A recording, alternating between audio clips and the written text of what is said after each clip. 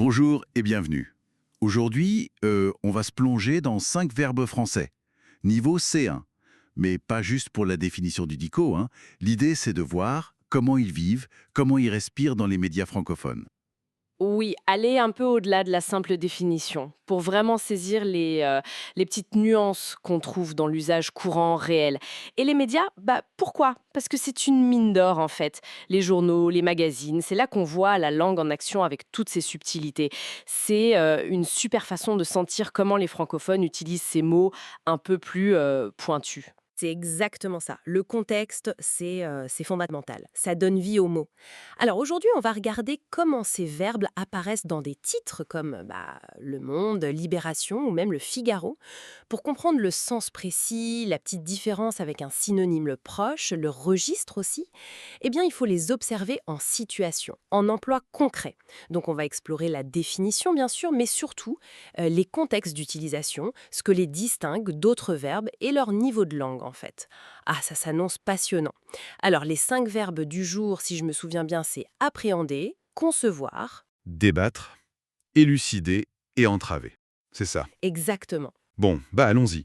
Explorons ça ensemble. On commence par appréhender. Alors celui-là, il me semble qu'il a plusieurs sens, non? On parle de polysémie, c'est ça? Tout à fait. Il a plusieurs facettes. Le premier grand sens, c'est la compréhension intellectuelle, mais une compréhension assez profonde. Par exemple, dans le journalisme, on pourrait lire appréhender cette notion. Ça veut dire acquérir des compétences, vraiment intégrer quelque chose de nouveau.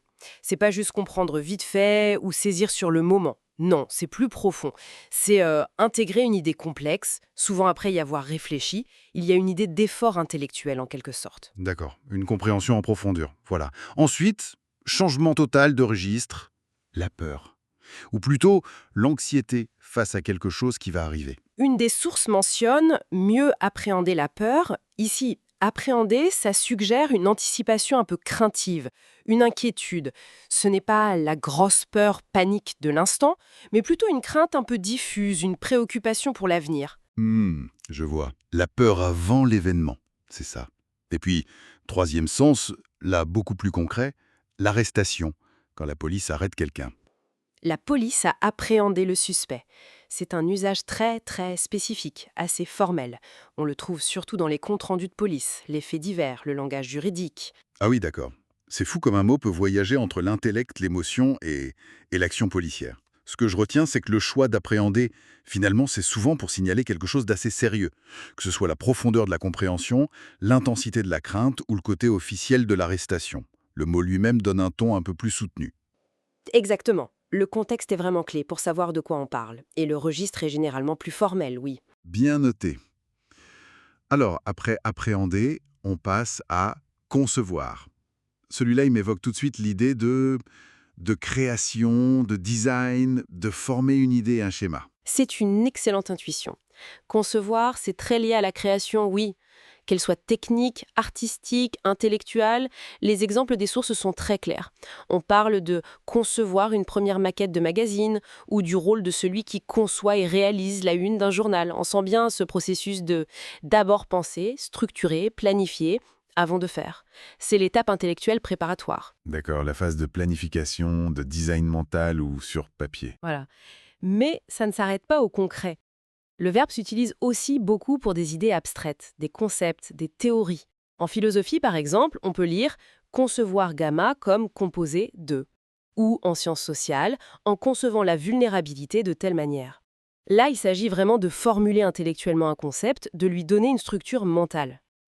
Donc, si je résume un peu, concevoir, c'est vraiment ce pont entre l'idée pure, l'imagination, et la forme concrète ou structurée, que ce soit un objet, un plan, une théorie. C'est tout à fait ça. C'est plus élaboré que juste penser ou imaginer, c'est vraiment l'étape où l'idée prend corps, où elle devient un projet. Oui, c'est souvent l'étape qui vient juste avant de réaliser. D'accord. Et du coup, on le trouve souvent dans des contextes professionnels, académiques, là où cette phase de conception est importante, j'imagine. Exactement. C'est un terme assez courant dans ces milieux-là.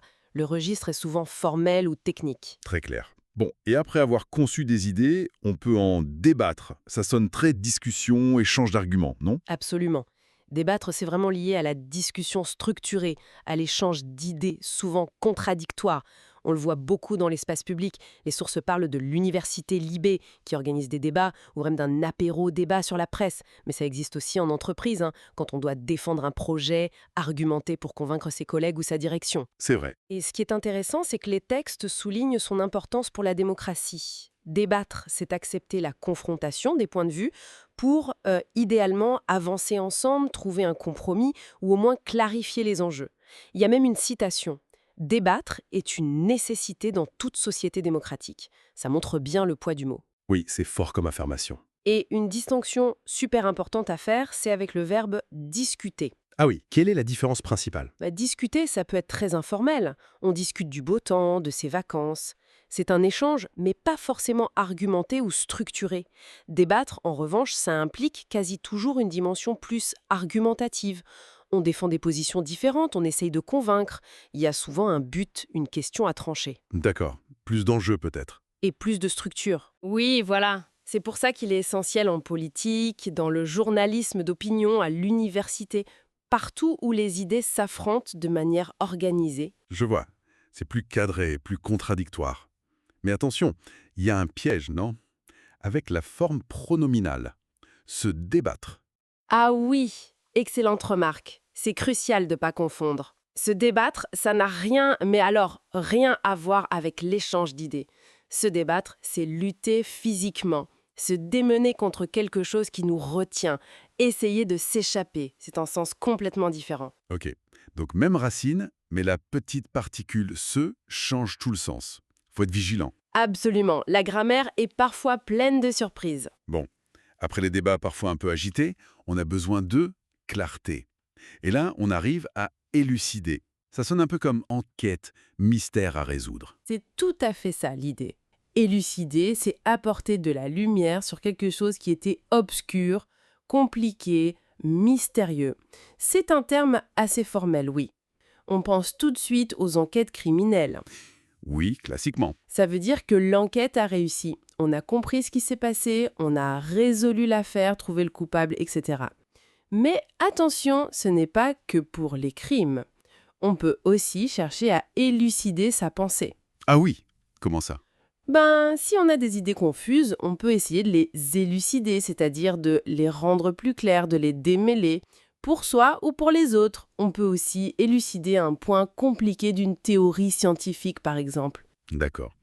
Et quelle serait la différence avec juste expliquer? Il y a cette idée de venir à bout d'un problème, de découvrir une vérité qui était cachée, souvent après un effort d'investigation ou d'analyse. Je vois. Donc, utiliser élucider, c'est un peu souligner qu'on a résolu quelque chose de difficile, de complexe, qui n'était pas évident au départ. Exactement. C'est pourquoi on le trouve beaucoup dans des contextes écrits assez formels, des rapports d'enquête, des articles académiques, des communications officielles. Ça marque la résolution d'un problème avec une certaine rigueur. Parfait. Et on termine notre parcours avec entraver. Celui-là, il me fait penser à un obstacle, quelque chose qui freine, qui gêne. C'est ça. C'est tout à fait ça. Entraver, c'est gêner, empêcher, faire obstacle à quelque chose.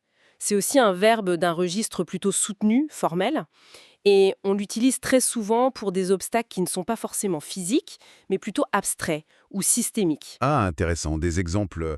Oui, une source mentionne Israël entrave la libération de prisonniers palestiniens. Ici, entraver décrit un blocage dans un processus politique complexe, pas une barrière physique. On le trouve aussi beaucoup dans le langage juridique ou politique.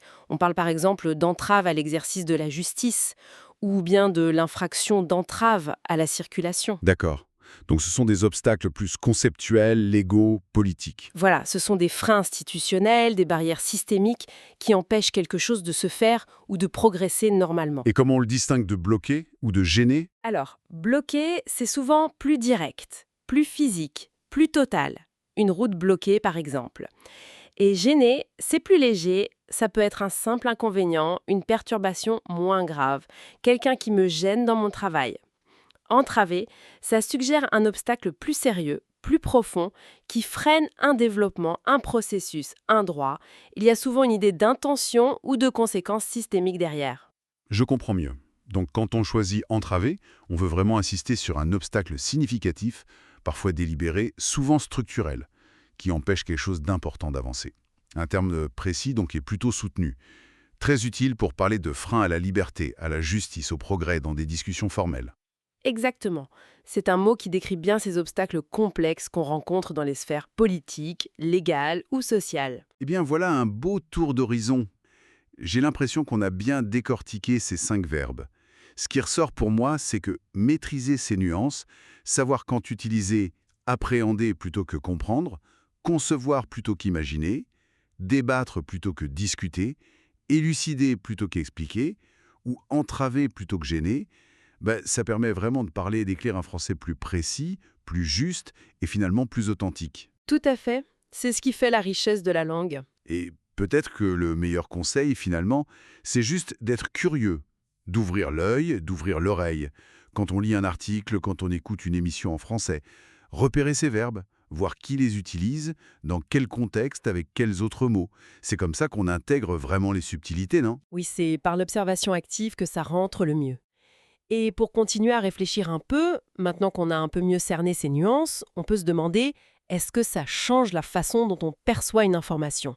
Est-ce que repérer un entravé plutôt qu'un gêner, par exemple, ou un débattre plutôt qu'un discuter, ça nous donne une lecture différente de l'intention de l'auteur, de sa perspective sur un sujet? Qu'est-ce que ça nous dit de plus? Excellente question pour méditer. Ça ouvre des pistes intéressantes sur la lecture critique de l'info en français. Merci beaucoup pour cette exploration très éclairante. Merci à vous. Et à très bientôt pour d'autres découvertes linguistiques.